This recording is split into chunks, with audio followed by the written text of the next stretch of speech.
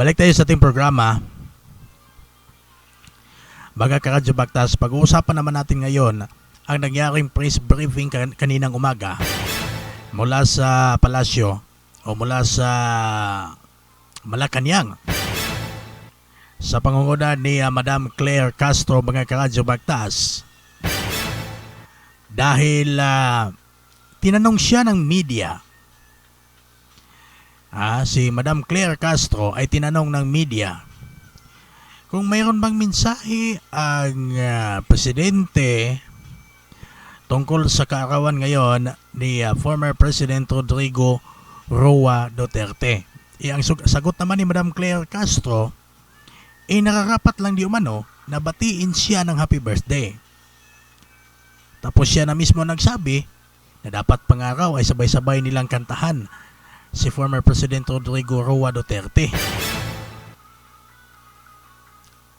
Nung kumanta na siya, yung sinabihan niya na yung media na dapat sabay silang kumanta, siya lang yung kumanta.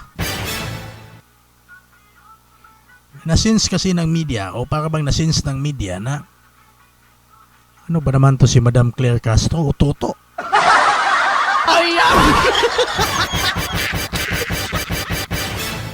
Tingnan nyo ang bidyong ito, ipapakita ko kung ano ang reaksyon ng media nung kakanta na sana silang lahat, pero si Madam Claire Castro lang ang kumanta ng happy birthday na parang timang.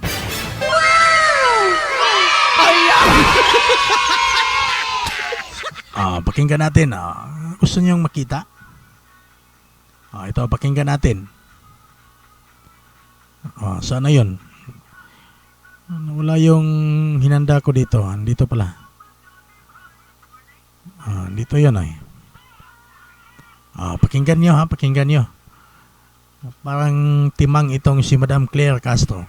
Magandang umaga po, Yusek. Yusek, today is the birthday of former President Rodrigo Duterte. So, meron po bang gustong ipaabot si President Marcos o ang Malacanang sa dating Pangulo? Katulad po natin na sinabi natin noong nakaraan, dapat lamang po nating batiin ng happy birthday ang dating Pangulong Duterte. At kung maaari nga po nating kantahan lahat ng happy birthday ang Pangulo. Tingnan nyo.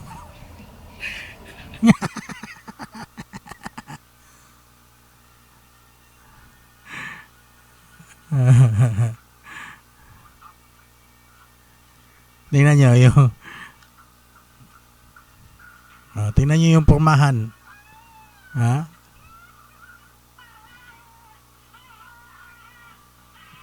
Sana yun wala.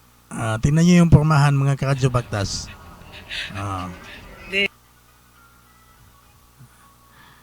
Nakita nyo ba? Nakita nyo ba yung pormahan? Ang saya-saya niya. Kung sa Bisaya term pa nito ay pwede itong tawagin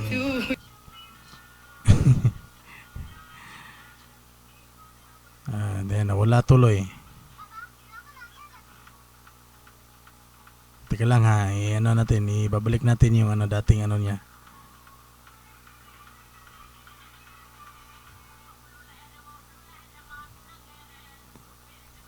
Ibabalik natin.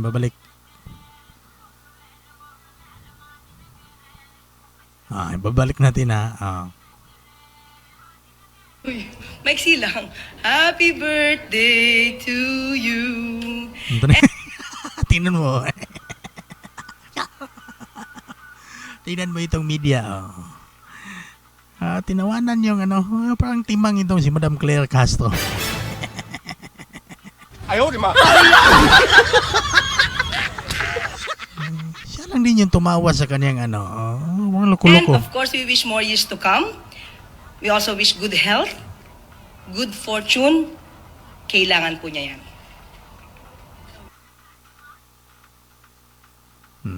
Yun. May pinang-wish-wish pa siya, pero nakikita mo talaga yung niya, yung mukha niya na hindi sincere. sa kanyang ano bang tawag dito? Sagot ng matanong ng media patungkol sa araw na ito ay birthday ni former President Rodrigo Roa Duterte. Tinawanan lang siya ng mga media. Ah.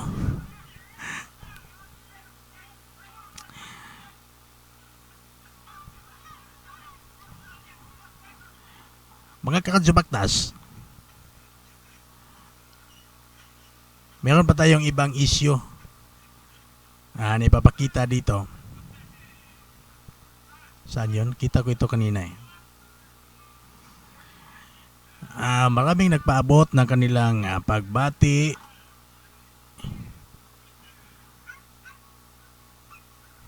ito pa.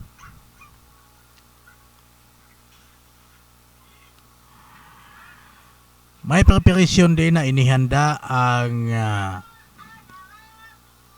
Davao City ngayon sa panahong ito. Mga paghahanda ng Davao City sa 80th birthday ng ating former president, Global Filipino Solidarity Rally. Kasabay ito sa 80th birthday ni Pangulong former President Rodrigo Roa Duterte sa Rojas Avenue, corner CM Recto Avenue, Davao City. Ngayong hapon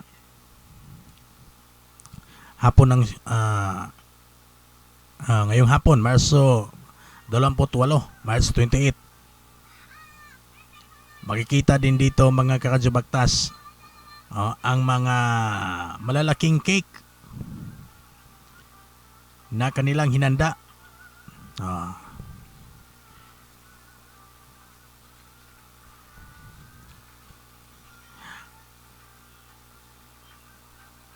Mga malaking cake, malalaking mga cake, balloons.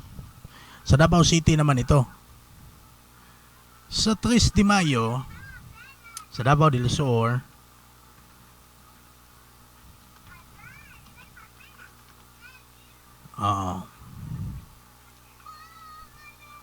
papakita natin ang preparation ng Davao del Sur.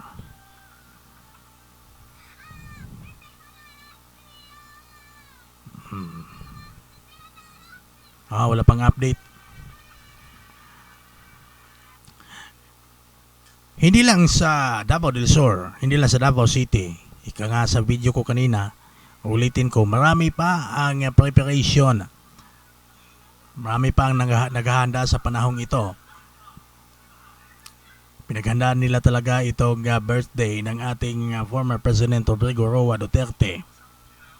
Dahil ito lang ang nakikita ng bawat Pilipino para mapasaya nila ang ating former president na ngayon ay nakakaranas na may malaking pinagdadaanan na dagok sa kanyang buhay dahil nga sa pag-aresto sa kanya ng ICC.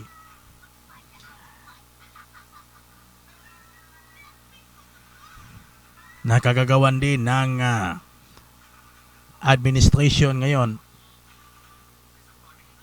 ni President Bongbong Marcos na ipinadala siya sa ICC, isinuko siya ng ICC kung saan mayroon naman tayong jurisdiction dito sa ating Pilipinas na pwede naman dito lilitisin ang anuman na kaso na isinampa laban sa kanya. Pero itong si President Bongbong Marcos, mga kakadjubaktas, ay talagang ipinadala siya sa ibang bansa para doon na mismo i-detain yung ating former President Rodrigo Roa Duterte. Okay, yan lang muna ang ating karagdagang update mga kakadjubaktas. Maraming thank you sa inyong pakikinig, panonood ng ating video na ina-upload sa ating YouTube channel. Kung hindi ka pa subscriber, pa-subscribe ng ating YouTube channel, papindot na notification bell upang sa ganun ma-notify ka sa mga bago nating video. Pasensya na muna kung meron tayong technical adjustment kasi pinifix pa natin yung ating mga gamit. Kaya natin at sa susunod na mag-aaraw Ay baka ma-perfect na natin ito at meron talaga tayong basihan na meron tayong guide. Ngayon wala pa tayong guide kasi pinifix pa natin yung ating equipment, ating mga gamit sa pagbo-broadcast natin dito sa ating YouTube channel.